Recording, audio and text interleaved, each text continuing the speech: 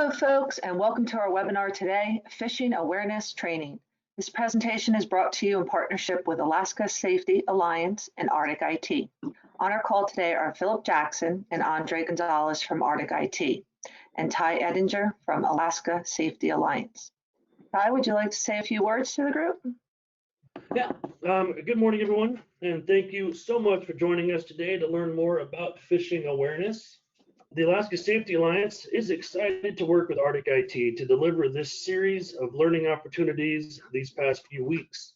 The information shared during this webinar series is especially critical during this time of unique challenges, which we find ourselves facing both personally and in our professional roles.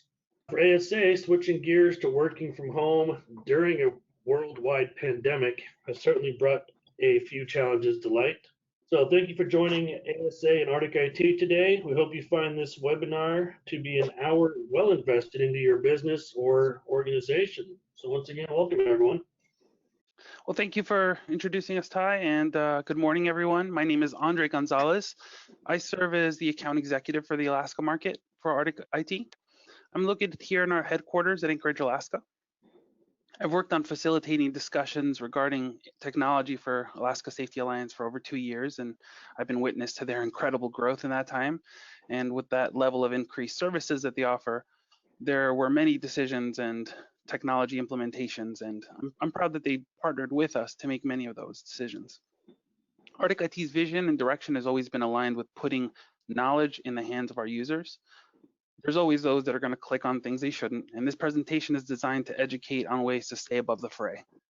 Phishing attacks are some of the most successful at infiltrating and disrupting businesses worldwide.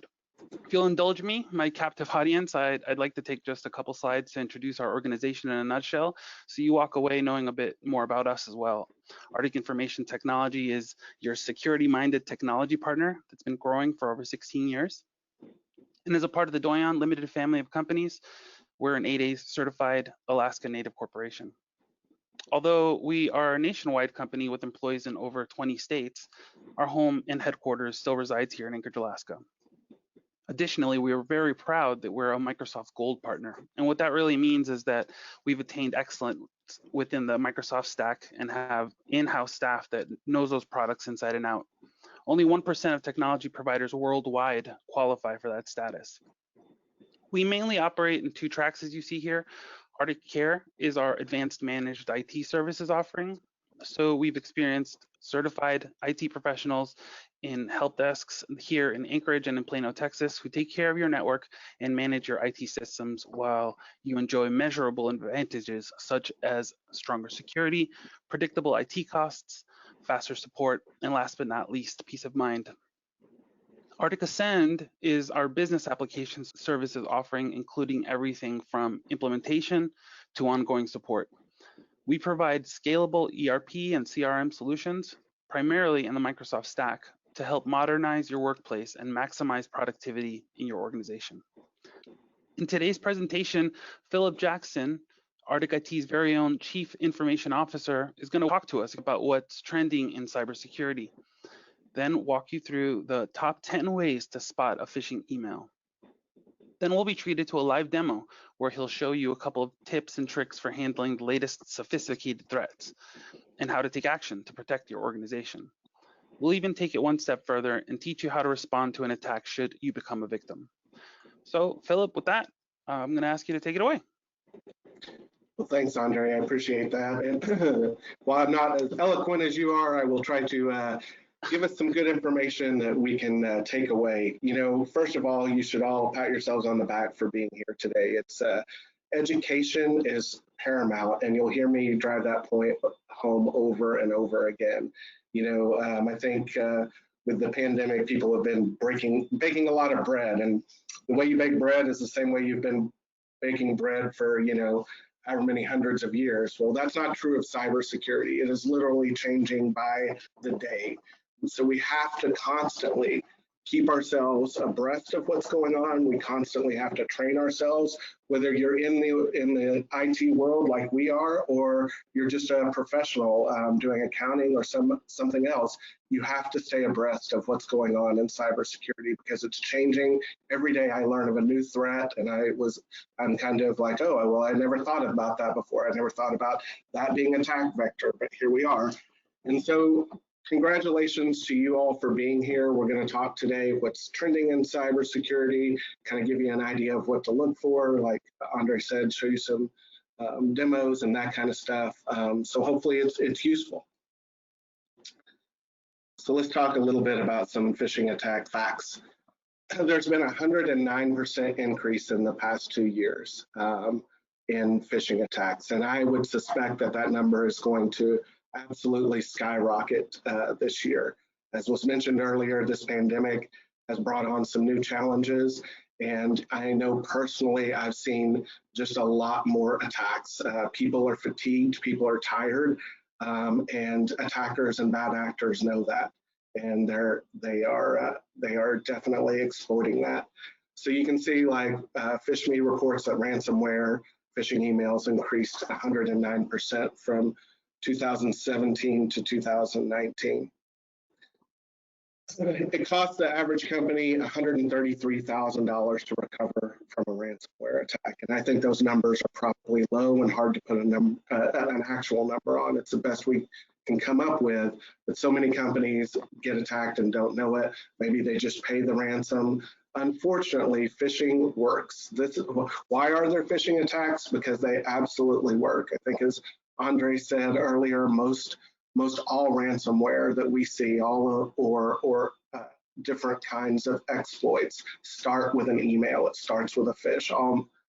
Very few times is it something other than that. And so we have to be on the lookout and be very diligent, because it works and it costs your company a lot of money and a lot of time and a lot of effort to remediate. You can't get those computers back online until every computer has been remediated and made sure that there's no more ransomware or viruses or worms or anything on that computer that can be used later. So it's real, it's happening every single day to companies across the country and the world. So the struggle is real. We just went through, what the estimated cost to recover from a ransomware event is. But besides money, what else do you lose? What else does it cost you? Well, vital services. Almost all of us provide services to other customers, and a lot of those are delivered via technology.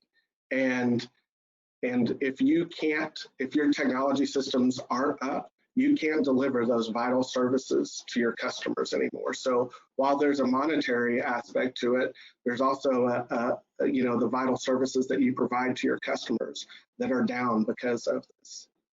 Records can be modified, records can be deleted.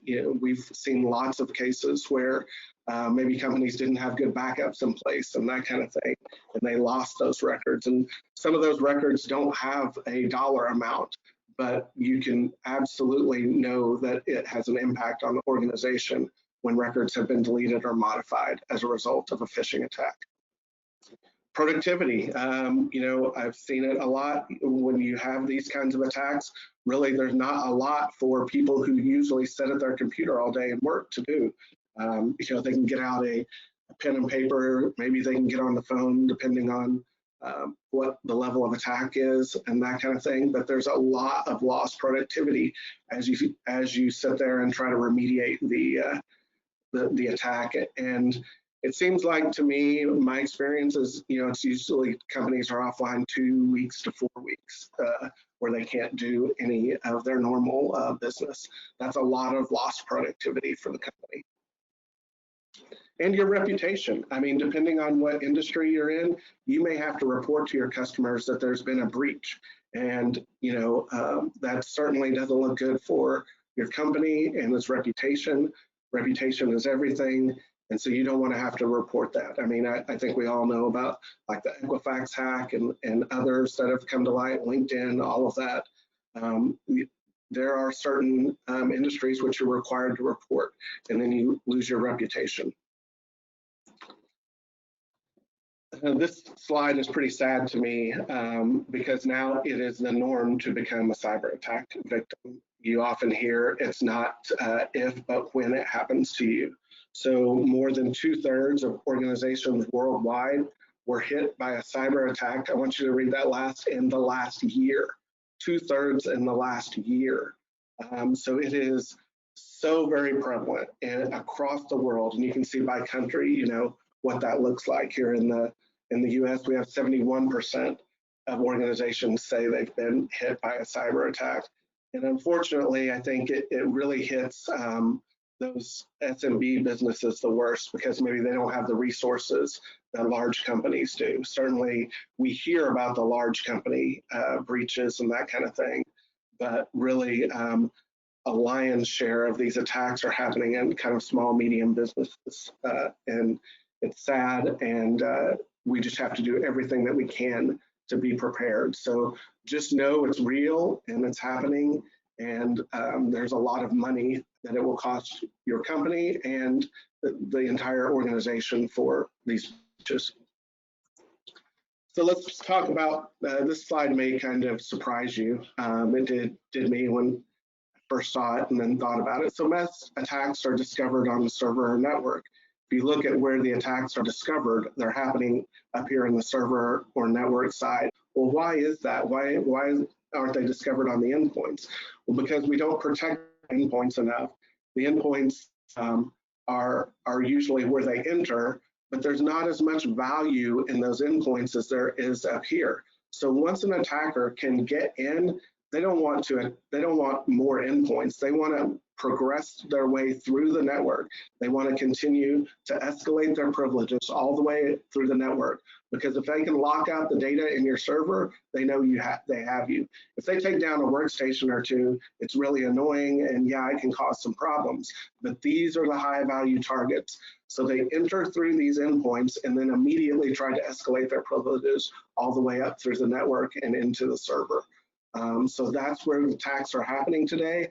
That's why you as an end user have to be diligent and watch out, because once they get in, they're going to immediately try to move on to the high value targets in your organization. Well, you heard me say this once, twice, and you'll probably hear it a few more times, though. Education is paramount. With ransomware infections from phishing climbing at an unprecedented rate, educating your staff is paramount in your organization. And while you are here today, I bet there are people here from your who aren't here from your organization. And so there are handouts. This webinar can be made available to you. Just get with Andre and we can make these resources available to you, because it's not just educating yourself, it's educating everyone in your organization and letting them know of the ways that these attacks are happening. And I can tell you, just in the last few months, I can think of 3 or 4 attacks that have come to light to me from an organization I know. And so you have to be diligent, and you have to continue to educate yourself. Phil, since my role is so much more in front of our clients, I can tell you that I've seen at least 5 or 6. Yeah. It's going on all the time, and this is very timely information. And although the head of this presentation is mainly in terms of how it affects the business, we're really going to start diving into how it is that the users can start protecting themselves in this next slide. Yeah, thanks, Andre. It's a really good point. Is just to, we want to set the stage and let everyone know how serious this is. And I remember when these attacks came out, a decade or so ago, they might delete data, they may, cause some problems. I honestly, at that point, 10, 15 years ago, I've been doing this a while, hadn't known personally very many organizations that were attacked. Now that there's ransomware and there's real money to be made in this, they are just climbing astronomically. So it's really important just to set the stage of how much this has grown and what an impact it can have on your organization. And as Andre said, now we're going to kind of dive into real world examples. So with that, we're going to talk about the top 10 ways to spot phishing emails. So as we get through, kind of progress through these 10 ways, I just want you to know almost all of these that I'm going to show you today are real attacks gathered by our expert security people at Arctic IT and kind of put together for this presentation. So what you see is a lot of real attacks on people. So the first one we want to talk about is sender impersonations. And that is you absolutely cannot just trust the name that you see maybe to the right or to the left of the brackets. Here, you think this is coming from Citibank. Oh, it's Citibank, and then I ignore everything off to the right there. That's not what's happening here. If you were to get an email from Citibank, you would expect it to come from citibank.com. But this email comes from citibank.edocumentsign.com. That's not a real or legitimate email. I see sender impersonations as one of the biggest kinds of email attacks, and not just from an organization, but often they are spear phishing attacks where they look like they come from maybe your president or CEO or CFO or something like that. And all people do is look at the name, but they don't really pay much attention to the domain.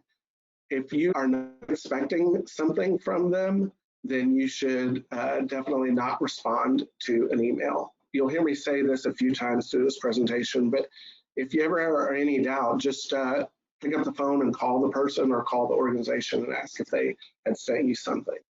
But look out for strange sender domains. Check and make sure that the sender is valid.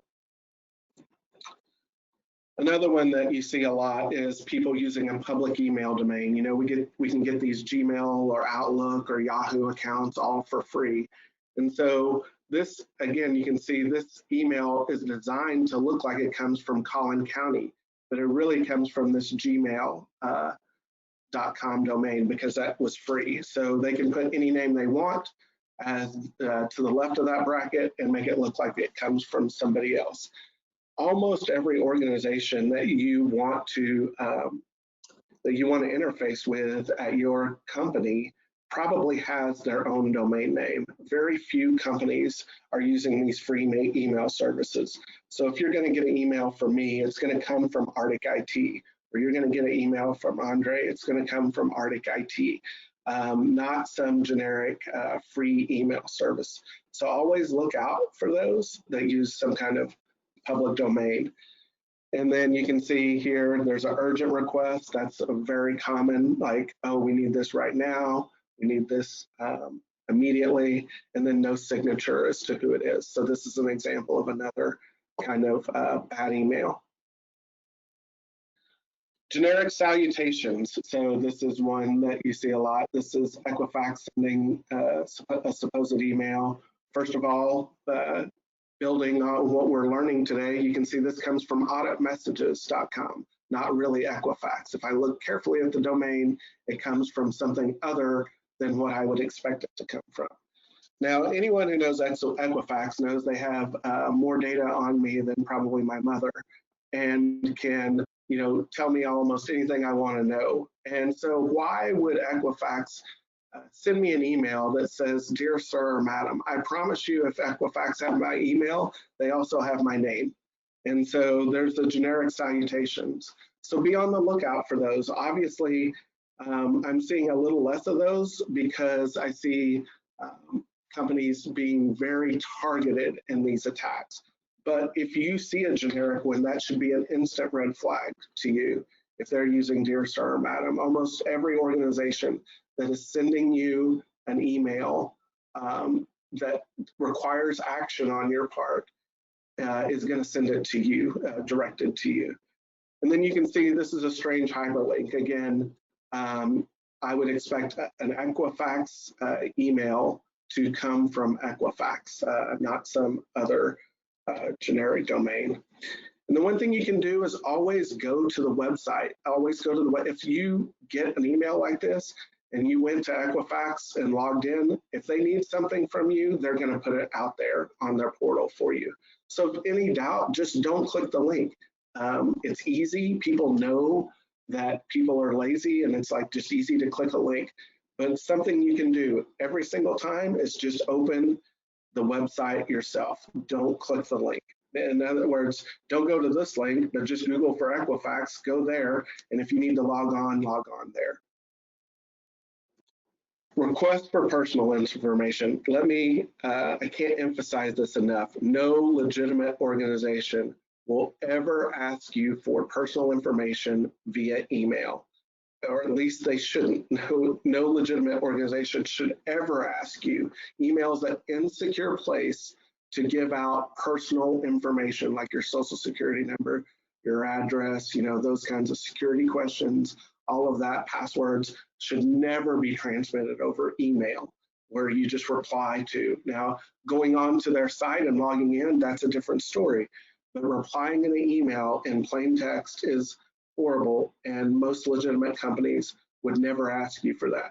If you have a legitimate company that you're interfacing with that is asking for that, you need to raise that as a concern and probably find yourself a new provider, because they're not taking your data seriously.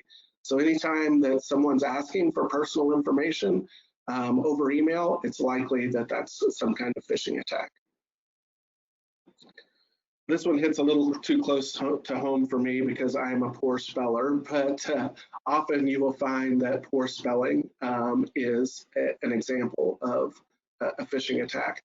And some people may say, well, why don't everything has a spell check, why don't they just run things through a spell checker and just spell check it to these days?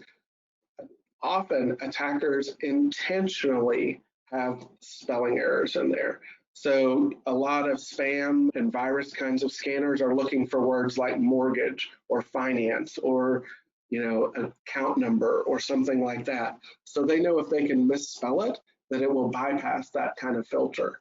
Another favorite way that they get past these filters is to maybe substitute a 1 for an I, or other kinds of 0 for an O is often, so that it looks like it's the letter that you're expecting, but it's really been intentionally misspelled to bypass some of these spam filters. And then you can see down here, this is also an atypical web address. I wouldn't expect to see a lot of hyphens in a domain name, and so that's a little bit suspect to me. Suspicious links. So you can see right here, again, this sender impersonation, it comes from a weird domain name, not really from Apple. And then with most email clients, you can hover over the hyperlink and see where it's trying to go. And you can see this doesn't look like a legitimate link at all. Again, I'll tell you, if this was something I needed to deal with and I was suspect, I would log on to the Apple site myself and look at it myself without clicking any of these links. If the link URL doesn't match the company that you would expect it to do, that's very suspect, and I would do all things I could to keep from clicking that link. And just the fact that it's long isn't necessarily what's wrong with that. It's just that the very beginning of it, it's not showing you, that it's from Apple or Jinx Esports, for example. Exactly. Since it's got that AWS track.me, those personalized URLs are usually generated for even within Apple, but just make sure that beginning component is who you're expecting to actually be interfacing with. Yeah, it's a good point, Andre. A lot of emails now, because unfortunately, a lot of marketers and that kind of thing want to track everything you click on. Sometimes those URLs will be long, as Andre mentioned. What you're looking for is that domain name. So AWS track me and ereceipts.co. Those are not domains I would expect to see. And so when in doubt, don't click the link. Really, that's the point we want to drive home. There's lots of other ways to find out if this is a legitimate email, but clicking the link is not one of them. So let's talk about malicious attachments. This used to be a very common attack vector. So I would first say, never open an exe. In fact, most email systems will filter those out now because an exe was an executable program. So you could be infected immediately with an exe. Another common thing that hackers have done is send encrypted emails or encrypted PDFs. The reason is that the virus scanner can't see things that are encrypted. So what you'll see, this is how you know it's an attack. You'll say, please open this PDF. The password is, Apple. Well, why would you ever send a document and the password in the same email? That doesn't make any sense. If the reason I would want to password something, protect something, is so that someone doesn't have both the document and the password at the same time if it were to get intercepted. But it is a way to bypass virus scanners and malware scanners. So if you see something that's been password protected and the password is always in the email, it's a huge red flag. I would expect that almost none of those are legitimate emails.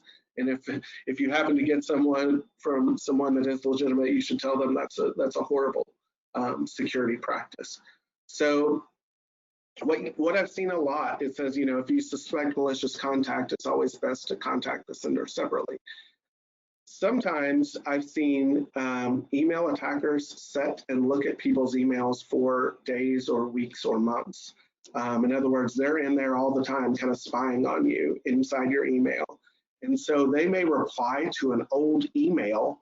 And so if, let's say they were in my email for a few weeks, and then Andre gets an email that says, hey, what about the webinar on Thursday? Andre would be like, and it had an attachment, he'd be like, oh, I would expect that's coming from Phil, and it's replying to an email that we had. And so, but maybe he's like, but we don't have anything we need to talk about this. He should pick up the phone and call me. So just watch out that even though it may be something that is familiar to you from that, these attackers are getting very sophisticated in knowing about your organization, and we're going to show you a little bit about that here in a minute. They're getting very sophisticated.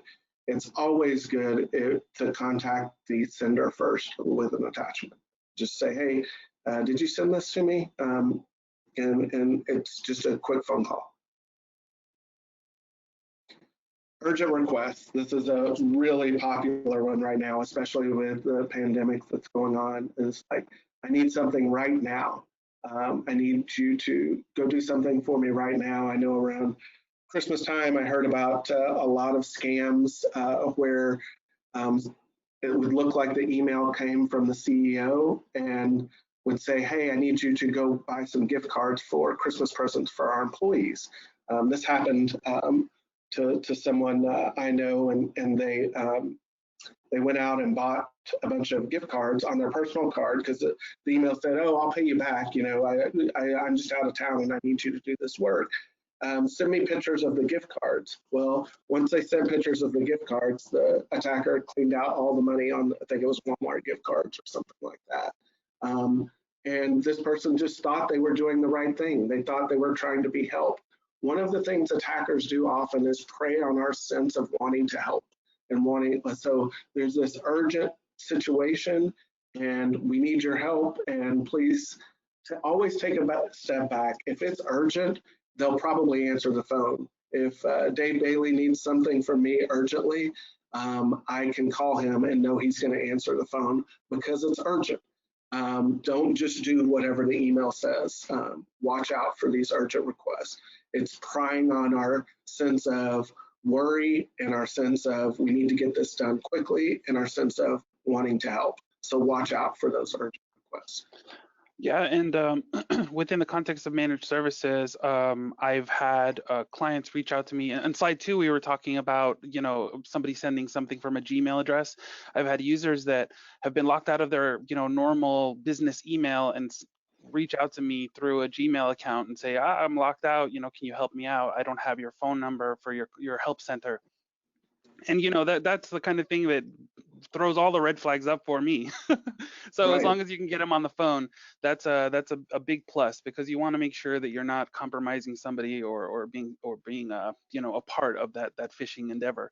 I'm sure that there are some of you on the call that it might be your hat, excuse me, to run email for your organization. So just be aware that that you got to be as cautious as you can, and getting somebody on the horn is usually the way to go. Yeah, that's a great point. You should never do like a password reset or something over email. As you said, Andre, you need to have that person on the phone, and you need to know you're talking to the person you expect to be talking to, because it may say in that email, hey, just call me on this number, and maybe that's the attacker's phone number. And if you're not used to talking, maybe your organization is big enough, you never talked to that person on the phone and don't know what they sound like. Maybe it's actually the attacker that you're talking to. Precisely. Unbelievable offers. So my mom says if it's too good to be, sounds too good to be true, it is. And so you will see a lot of, oh, you've received a $1,000 gift card to this. Well, that's funny. I never really applied for or entered a contest to get a $1,000 gift card. I don't think they're just going to send me that without applying. So unbelievable offers, things that sound too good to be true. Early on, you saw a lot of, Nigerian prince kind of emails or that kind of stuff where they wanted to deposit money in your bank.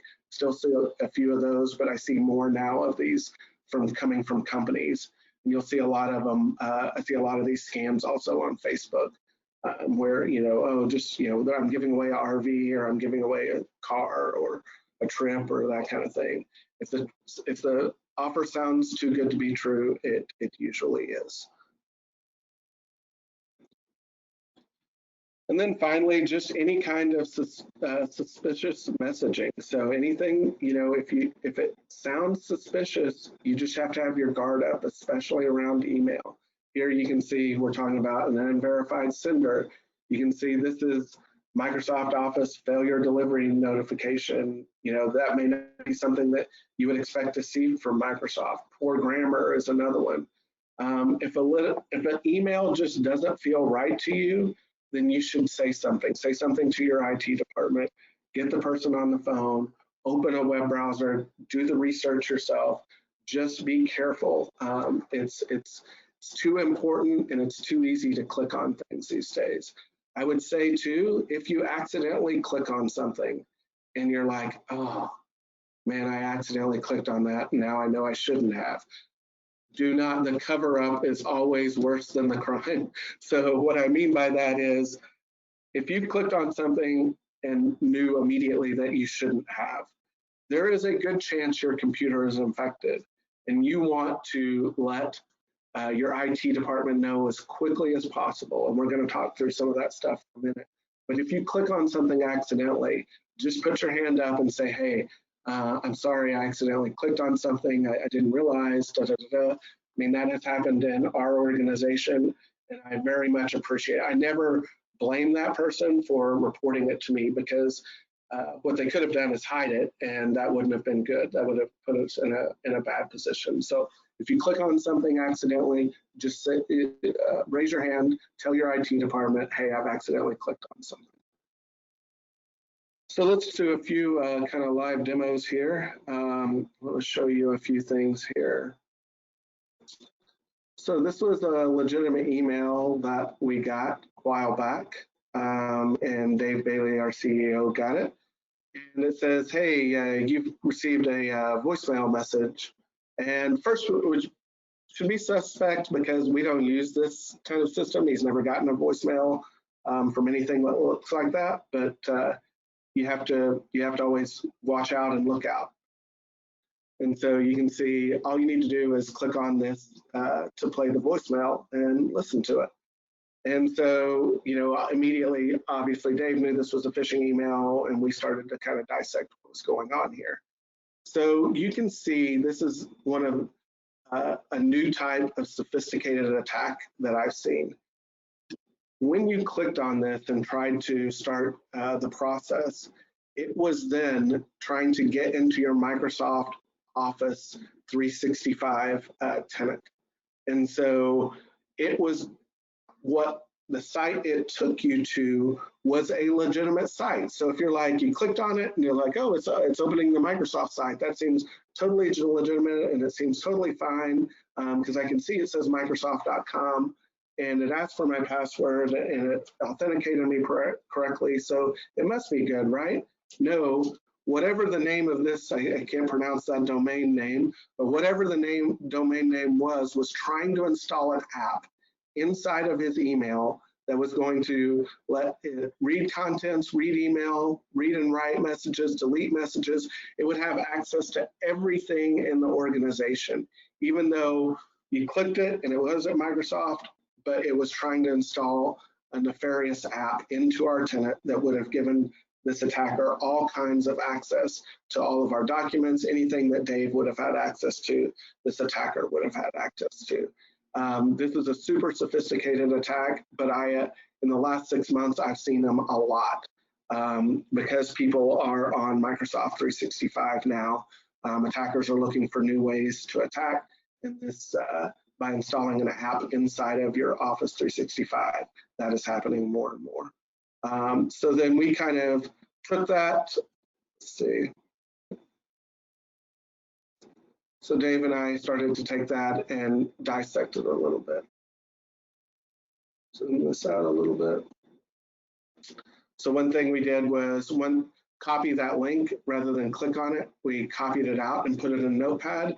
Notepad's a good place to put links like that so you can find out, hey, is this, let me kind of start to dissect that link a little bit. So then once we dissected the link, we could see what domain it was coming from. It was coming from a Japanese domain. And then we used tools like showed in here. So we would dissect the link, get the IP address, run the IP address through VirusTotal or Shodan, and start to see the vulnerabilities or attacks that we might be susceptible to. I would not recommend, I mean, this is kind of what Dave and I did as security professionals. It's not something that I would recommend you do, because if you accidentally click somewhere that you shouldn't, you're going to be in a place that you shouldn't be and put your organization at risk. But what I wanted to show you was kind of what it starts to look like when you dissect these emails and things. Another one that I wanted to show you was some real life examples. That one. So recently I got an email today that, remember these urgent requests? Remember that this looks like it's coming from Dave Bailey. It went to a personal email account of one of our employees. It says, do you got a moment? Give me your cell phone number. I need you to complete a task for me. It was late in the evening, as you can see. It was during this pandemic. The person replied with their text message. Luckily, he immediately knew, and it didn't go any further than that. But you can see when he tried to reply, look at that email address. Remember the things we talked about? It's a Gmail account. It's coming from CEO, president. It's not real. So what's interesting is, look, this was a very targeted attack from our president, CEO, to an employee's personal email number. I firmly believe these attackers are building connections and kind of learning what the connections inside of your company are. Usually they used to just send blanket emails to everybody. Now these attacks are very sophisticated and they know. How well do they know? We had an employee start in this past week. So this is very recent. I suspect this employee maybe updated their LinkedIn profile. Now it looks like, again, it's coming from Dave Bailey. Remember I said you could have anything to the left of this bracket that you wanted, so they made it look like it come from Dave Bailey, but it really coming from a Gmail account. It says, hey Todd, I'm at a conference. I need something from you immediately. This is really important. Well, if anybody knows Dave, which Todd probably doesn't, he doesn't use an iPhone, so that would be my big red flag. But in all seriousness, think about the sophistication and the level of that attack. It was from our president, CEO, to one of our employees who literally just started in the past week. Super sophisticated, super scary stuff that's going on. Luckily, he was trained and he immediately knew and said, hey, Dave, I just wanted to let you know this got to me, but I didn't do anything or click anything on it. So good for him. Okay, let's show you a couple of other things real quick before we wrap this up. So I've seen a lot of DocuSign spam and phishing attacks in recent years, where it looks like it comes from DocuSign. I know an organization that got hit by a huge ransomware where it's like, oh, I just need to click this and da-da-da-da. They clicked it And it asks for their password, of course, because it's DocuSign. It needs to be secure, and it ended up installing malware. So if you get DocuSign requests, you remember how I told you before, like when in doubt, always open the site itself. So that's what I want to walk you through today. This was actually a legitimate DocuSign request. But if you see on the bottom of every DocuSign email, there's this little note that says visit DocuSign and click access documents and enter the security code. So you can take this code and copy it. You can then go out to DocuSign, and you see this access documents right here. You click that. You enter that security code that we just talked about. Now this document's open, it's not going to pull up, but if it was a legit document that says this says expired, it would show me the document because it was legitimate. So there, I didn't have to click the link. I went to DocuSign directly. I put the code in that they provided for me and was able to access the document that I needed to from one of our vendors. So I think that's it's really important to remember, always either go to the site directly, or if it's from an individual, get them on the phone. Those are the ways that you can really, really protect yourself from these kinds of attacks. Okay, so let's talk about ways that we can take action. Andre, you want to tell us a little bit about this materials that will be available? Sure. There's a couple of handouts that are attached to this conversation that you can certainly go ahead and click on to get them downloading. But certainly at the end of this presentation, you'll see my email address. We've got a great kit of information that we can provide you folks with to be able to train your users, and that's free. You just reach out to us, and we can empower you with that. Send it to you over email. Yep, that's great. And remember, I mean, it's not, I commend everyone on this call, but you have to educate everyone in your organization. So you can take these handouts and pass them around in your organization so that people are familiar.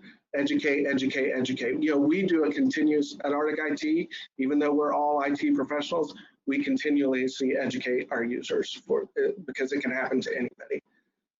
So what else should you do? Research first. We've driven this point home a lot today. If you suspect a malicious link, do not click on it. Don't click on it.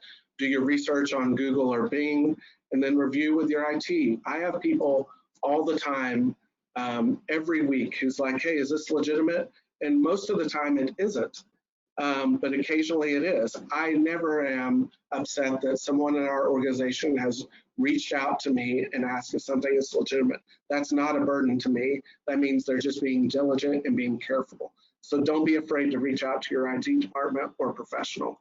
And we talked about that DocuSign email. And again, that's another way that you can verify. You can verify outside of email.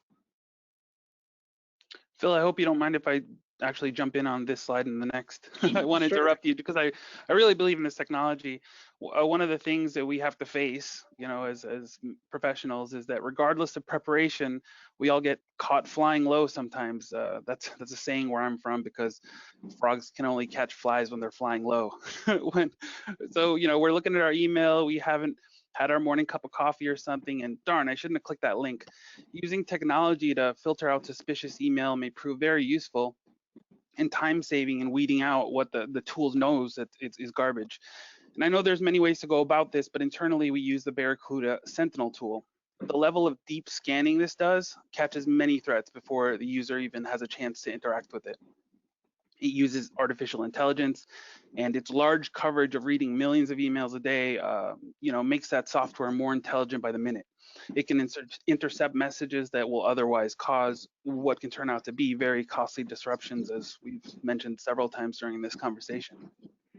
Our marketing team captured a screenshot of a message that our Barracuda Sentinel tool intercepted on the 6th. These messages hit your inbox to let you know that it's caught something suspicious. That way, if somehow the tool misnamed something, you can always go into your Barracuda tool and review what that information was.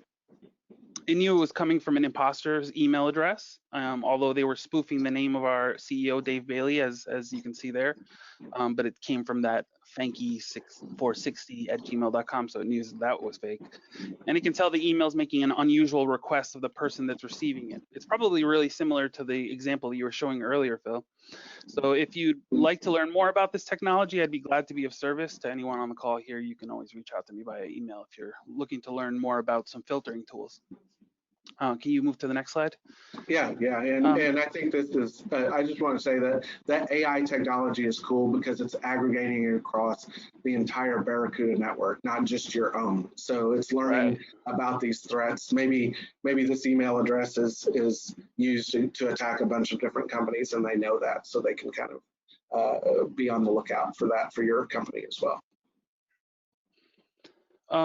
Within our standard Arctic Care offering, we offer phish testing that we conduct periodically, but those that aren't currently under our care should consider performing this. Phish testing is where you use a software to send out fake phishing emails, and those get sent out to all your users. And that tool informs you on, who clicked it, who reported it as spam, the people that actually followed those bad links and what they may have clicked on or what information they may have added to it, depending on what the threat looks like.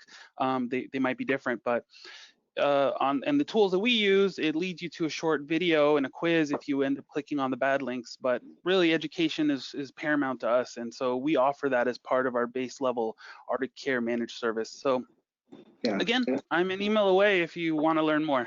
Yeah, so. and I want to kind of drive this point home about phish testing. It's really not about shaming a user. I don't want to shame a user. I just want to educate everyone. Like Andre said, especially during this time, even the best people can be weary.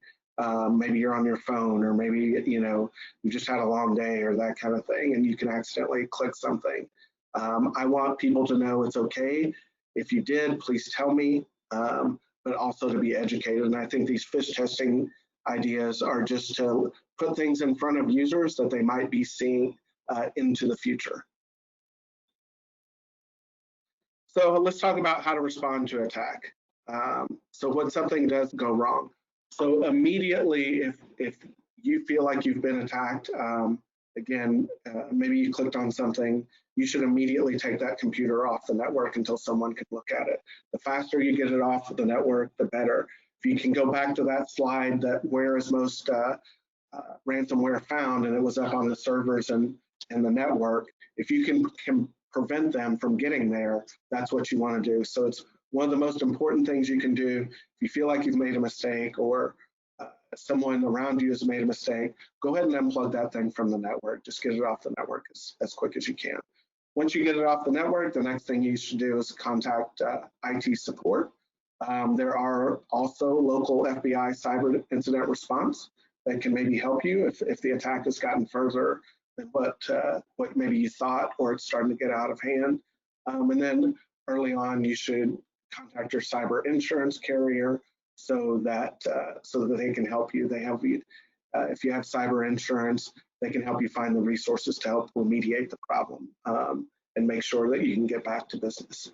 And then finally, report that incident to ic3.gov. As a part of InfraGuard, which is a group that the FBI joined just to educate IT professionals in different segments of Anchorage here and throughout the states. One of the things that the FBI folks drive home the most is that you shouldn't be afraid of putting that out there, because really all they're looking to do is help. That IC3 website just asks for information about what occurred, so that that you can get the ball rolling and somebody can give you a hand. Because sometimes, depending on the level of urgency, you might not even know where to start. If everything's shut down and you don't know where to go next, they can be a fantastic resource because they've seen it happen in a bunch of different ways. And if there's money involved, they can a lot of times use their powers to try to help on recovery efforts. So great information. With that, Joanne, do we have any questions? Yes, actually, we had a question come in. Does phishing only happen through email, or where else do I need to be alert? It's a really good question. primarily they happen through email. And I think we showed some examples today of not just your business email, but personal email. So those are definitely the primary, but I am seeing often now attacks over text message. So sometimes you'll have to be on the lookout and look out for text messages. You will see some phishing on social media sites sometimes. I feel like, those get taken down pretty quick, but they can happen there. But I would say a good 85% are going to come via email. Yeah, that social media point is really poignant because even things such as little quizzes that you can take online about, like, which Harry Potter character are you, sometimes will contain information that might be used, to start gathering information on you as a person, because everything's tied back to your Facebook account or Instagram account.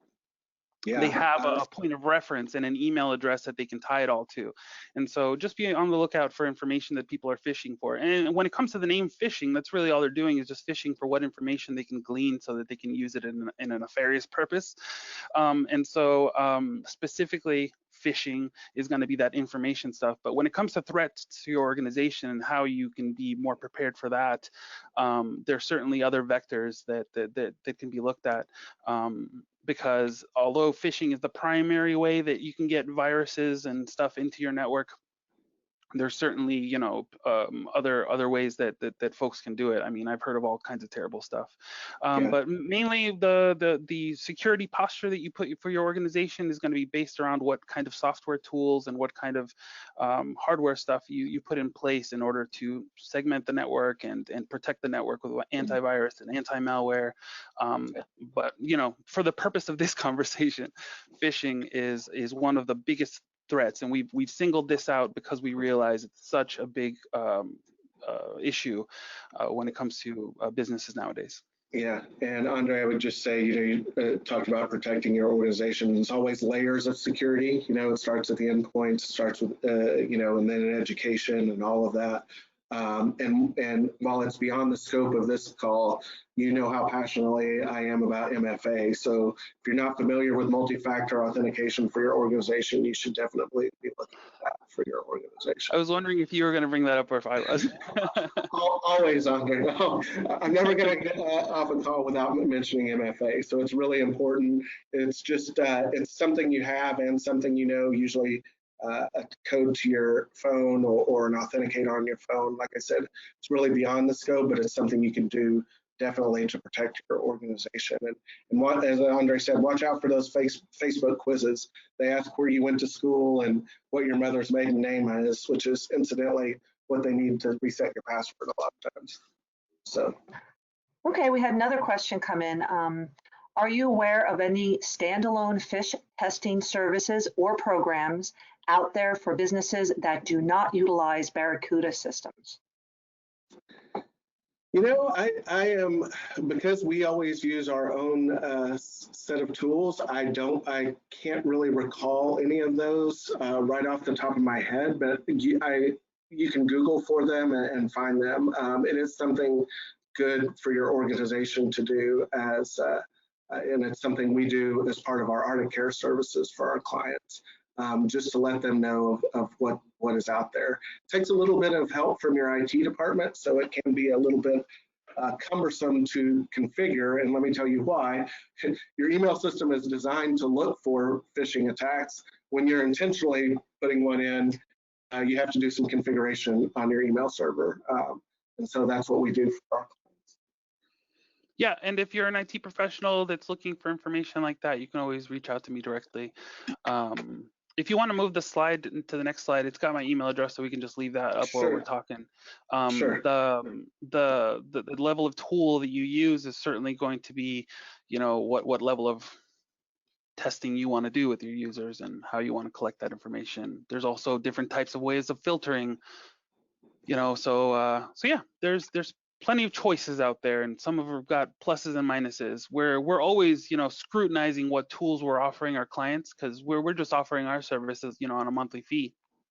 And so we bake them into what it is we do. And so we're looking for what's the latest, what's the greatest, who's doing a better job, so that we can make sure that we're offering something that's of value to our clients. Yep. Okay, I guess no more questions. So thank you both for a great presentation. Thank you all for coming. Okay, thank you everybody for joining us. Have a great day.